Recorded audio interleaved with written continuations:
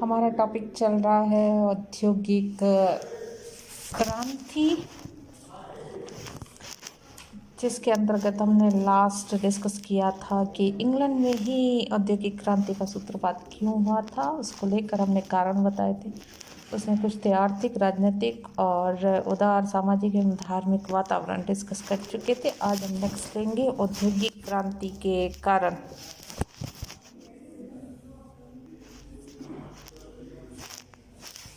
England में ही औद्योगिक विकास का सूत्रपात क्यों हुआ, इस पूरे टॉपिक में ही हमें औद्योगिक क्रांति के मूल कारण भी देखने को मिलता है। इसमें किसानों की बदली हुई स्थिति, प्रशिक्षित कारीगरों द्वारा गिल्ड्स के नियंत्रण से मुक्त होकर स्वतंत्र रूप से कारोबार करना, श्रमिकों की उपलब्धि और आर्थिक स्वतंत्रता का सूत्रपात, ये सभी कारण सहयोगी बने थे। लेकिन इसके अतिरिक्त भी औद्योगिक क्रांति के कारण देखने को मिलते हैं। वो है सबसे पहला पुनरुत्थान और भौगोलिक खोजें। पुनरुत्थान के परिणाम स्वरूप मानव में नूतन उत्साह एवं प्रेरणा का जागरण हुआ। ज्ञानवर्धक शिक्षा तथा भौगोलिक खोजों की पूर्व पीठिका में भी पुनरुत्थान दृष्टिगोचर होता है। भौगोलिक खोजों के परिणाम स्वरूप यूरोपवासी दूसरे देशों के संपर्क में आए। दूसरे महाद्वीपों में नई नई बस्तियां बसाई गई और इन बस्तियों के साथ व्यापार वाणिज्य शुरू हुआ, परंतु इसके लिए बड़ी मात्रा में उत्पादन की आवश्यकता का अनुभव हुआ। बड़े पैमाने पर उत्पादन करने के लिए अनेकों मशीनों तथा यंत्रों का निर्माण तथा आविष्कार किया गया और इस प्रकार पुनरुत्थान औद्योगिक क्रांति का एक महत्वपूर्ण कारण बना। दूसरा कारण आता है जनसंख्या में वृद्धि। यूरोप की जनसंख्या की अत्यधिक वृद्धि भी क्रांति का एक कारण है। जो यूरोप की जनसंख्या बढ़ती चली गई, त्यों रोजी रोटी की समस्या बढ़ी, क्योंकि अब कृषि के द्वारा बढ़ती हुई जनसंख्या को रोजी दे पाना संभव न था। अतः अधिकाधिक लोग उद्योग धंधों की तरफ बढ़ने लगे। दूसरी बात यह थी कि जनसंख्या की वृद्धि के कारण दैनिक उपयोग की वस्तुओं की मांग भी बहुत अधिक बढ़ गई थी। बढ़ती हुई मांग ने मनुष्य को औद्योगिक विकास के लिए प्रोत्साहन दिया। इससे उद्योग धंधों का विकास हुआ। थर्ड रीजन है रहन सहन के स्तर में वृद्धि। तीसरा कारण है जो मनुष्य को सुविधाएं मिलती गई, त्यों तो उसके रहन सहन का स्तर उन्नत बनता चला गया और इससे उसकी आवश्यकताएं बढ़ गई। बढ़ती हुई आवश्यकताओं से औद्योगिक विकास को बहुत बल मिला। वस्तुओं के उत्पादन की वृद्धि ने भोग विलासिता की सामग्री का सर्जन किया। अमीर लोग, जिनके पास धन का अभाव न था, वे अपनी शान और शौकत बढ़ाने की खातिर अत्यधिक मात्रा में वैभव विलास की वस्तुएं खरीदने लगे। इस प्रकार मांग बढ़ी और बढ़ती हुई मांग के साथ साथ औद्योगिक विकास भी होता चला गया। चौथा कारण है फ्रांसीसी क्रांति का योग। फ्रांसीसी क्रांति ने भी औद्योगिक क्रांति के विकास में महत्वपूर्ण भूमिका अदा की है। नेपोलियन बोनापार्ट ने अपनी महत्वाकांक्षा की पूर्ति निमित्त संपूर्ण यूरोप को युद्ध में धकेला। इस उलझन को सुलझाने पर का भार आया इंग्लैंड पर। इंग्लैंड को न केवल अपने सैनिकों की अपितु अपने साथी देशों के सैनिकों की भी आवश्यकताओं की पूर्ति करनी थी। इसके लिए उत्पादन के तरीकों में सुधार करना आवश्यक हो गया। युद्ध समाप्ति के बाद इंग्लैंड में बेकारी फैली। इस बेकारी को दूर करने का एकमात्र उपाय था उद्योग धंधों का विकास करना। इससे उत्पादन बढ़ा। अब तैयार माल को खपाने के लिए दूसरे देशों के बाजार ढूंढे जाने लगे, कच्चे माल की मंडियां ढूंढी जाने लगी और उपनिवेश बसाने पड़े। इस प्रकार एक के बाद एक समस्याएं आती गई, जिनका हल औद्योगिक क्रांति से ही किया जा सकता था। पांचवा कारण है व्यापारी वर्ग। पुनरुत्थान के कारण व्यापार वाणिज्य का विकास हुआ और सामंती व्यवस्था और धार्मिक अंधविश्वासों का प्रभाव समाप्त हुआ समाज पर से। इन सब परिवर्तनों के परिणाम यह निकला कि व्यापारी वर्ग का अभ्युदय हुआ। यह वर्ग पर्याप्त धन को उत्तरोत्तर उत्पादन और फलत धनोपार्जन में लगना चाहता था। इसके लिए आवश्यक था कि वे अन्य अन्वेषकों की मदद करें, जो अपनी खोजों से उनके उत्पादन की मात्रा में बढ़ाने में योगदान दे सकते हों। इस प्रकार नए नए यंत्रों की खोज का सिलसिला शुरू हुआ, जिससे औद्योगिक क्रांति के विकास में बहुत सहयोग प्राप्त हुआ। छठा कारण देखें तो राष्ट्रीयता की भावना ने भी औद्योगिक विकास को सहयोग दिया है। प्रत्येक देश के निवासी अब यही चाहते थे कि उनके देश और अन्य देशों की तुलना में अधिक उन्नतिशील बने। उनके देश के साम्राज्य का विस्तार हो, परंतु इन सब के लिए अधिक उत्पादन की आवश्यकता थी, क्योंकि अब उन्नति का मार्ग बदल गया था। अब आर्थिक प्रगति के सहारे ही शक्ति संपन्नता हासिल की जा सकती थी। फलतः महान राष्ट्रों में व्यापारिक प्रतिस्पर्धाएं शुरू हुई और इस दौड़ में, इस प्रतियोगिता में वही राष्ट्र आगे निकल सकता था जो अधिक उत्पादन करने में सामर्थ्य हासिल कर ले। इंग्लैंड जो विशाल साम्राज्य खड़ा किया था, उसकी सफलता का एक प्रमुख कारण ये भी है। अब हम देख लेते हैं औद्योगिक क्रांति का स्वरूप क्या था।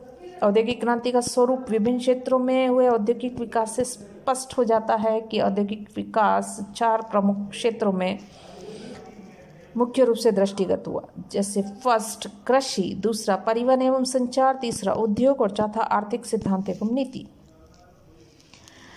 परिवहन एवं संचार में सुधार। अब परिवहन के साधनों को उन्नत बनाने की तरफ ध्यान दिया गया। कोयला, लोहा, अन्य उत्पादित वस्तुओं को कारखानों तक पहुंचाना और तैयार माल को कारखानों से दूरस्थ स्थलों तक पहुंचाना, इसके लिए यातायात के मौजूदा साधनों को सुधारना अत्यधिक आवश्यक बना। 18वीं सदी के अंतिम वर्षों में फ्रांस ने सड़कों और नहरों का निर्माण करके दूसरे देशों को नेतृत्व दिया। वहीं इंग्लैंड और अमेरिका में भी प्रमुख नदियों और झीलों को मिलाते हुए नहरें खोदी गई, परंतु सड़क निर्माण का नया तरीका एक स्कॉटिश मकाडम 1756 to 1836 ने निकाला। उसने सड़कों के सबसे निचले भाग में भारी पत्थरों की परतें, उसके बाद छोटे छोटे पत्थरों की परतें, उसके बाद मिट्टी और गारे की स्थान पर अलग तरह तारकोल की परत जमाई जाने लगी। मकाडम की ये सड़कें बहुत अधिक टिकाऊ और उपयोगी सिद्ध हुई और इससे यातायात की गति को जबरदस्त बल मिला। सड़कों के निर्माण में टेलफोर्ड, ब्रिडले और रेनी जैसे विशेषज्ञों का भी योगदान महान है। नहरों पर ध्यान दिया गया। सहस्त्रों मील लंबी नहरों का निर्माण हुआ। इस क्षेत्र में सर्वप्रथम ड्यूक ऑफ ब्रिजवाटर ने विशेष नाम कमाया। उसने ब्रिडले नामक इंजीनियर की सेवाएं प्राप्त की और वर्सले से मैनचेस्टर तक एक नहर बनाने का नक्शा तैयार करवाया। इसके बाद नहर को तैयार किया गया। ड्यूक के नाम पर इस नहर का नाम रखा गया ब्रिजवाटर नहर। इसके बाद बहुत सी नहरें तैयार हुई, जैसे मर्सी और कॉल्डर की नहरें विशेष प्रसिद्ध थी। कुछ समय बाद इंग्लैंड के प्रमुख नगर लंदन, ब्रिस्टल, लिवरपूल और हिल आदि को बड़ी बड़ी नहरों से जोड़ दिया गया। इससे भारी वस्तुओं को एक स्थान से दूसरे स्थान ले जाने में काफ़ी सुविधा हो गई। सॉल सेंट मारी नहर यातायात की सबसे प्रसिद्ध नहर थी। 1869 ईस्वी में फ्रांसीसी इंजीनियर फर्डिनांड लेसेस ने स्वेज नहर, जो भूमध्य सागर को लाल सागर से मिलाती, का निर्माण करवाया। इस नहर के बन जाने से यूरोप और भारत के बीच के मार्ग की दूरी 1/3 कम हो गई। पानी पर अधिक गति से चलने वाले यातायात की तरफ ध्यान गया। 1807 ईस्वी में एक अमेरिकी रॉबर्ट फुल्टन ने सर्वप्रथम हडसन नदी में सबसे पहली वाष्प शक्ति से संचालित नौका यानी कि क्लैरमॉन्ट का सफल परीक्षण किया। नौका ने न्यूयॉर्क से अल्बानी तक की 150 मील की दूरी 5 मील प्रति घंटा की रफ्तार से पूरी की। उसके इस आविष्कार से जल यातायात के क्षेत्र में क्रांति आ गई और इसके बाद ही समुद्र में चलने वाले जहाज़ों का निर्माण संभव हो पाया। 1838 ईस्वी में पहले स्टीम वॉट सीरियस ने अटलांटिक महासागर को 18 दिनों में पार किया और 1850 ईस्वी में नौकाओं में पैडल व्हील के स्थान पर स्क्रू प्रोपेलर का प्रयोग किया जाने लगा, जिससे इसकी गति काफ़ी तेज हो गई। लोहे की पटरियों पर चलने वाली रेल के इंजन के आविष्कार ने यातायात के क्षेत्र में जबरदस्त हलचल पैदा की थी। स्वचालित इंजन का सफल आविष्कार इंग्लैंड के जेम्स वॉट ने किया। 1830 ईस्वी में एक अन्य अंग्रेज जॉर्ज स्टीफेंस ने अपने प्रसिद्ध भाप के इंजन रॉकेट का आविष्कार करके स्थल परिवहन के साधनों में क्रांति लाई। इस इंजन ने माल में भरे डिब्बों का पंक्ति को 1 घंटे में 19 मील की रफ्तार से खींचकर संसार को चकित किया।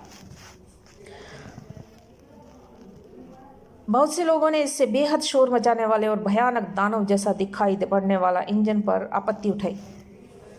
उन लोगों को डर था कि इससे किसानों को भारी हानि पहुंचेगी और धुएं से वायु दूषित हो जाएगी। इस प्रकार की आपत्तियों के उपरांत भी यूरोप के देशों में रेल मार्गों की मांग बढ़ती चली गई। हजारों मील लंबे रेल मार्ग बने। रेल मार्ग केवल माल ढोने के लिए नहीं अपितु यात्रा के एक सर्वसुलभ एवं लोकप्रिय साधन बनने का काम भी उन्होंने किया। यात्री ट्रेनों में सुधार का सिलसिला जारी रहा और अधिक सुरक्षित बनाया जाने लगा।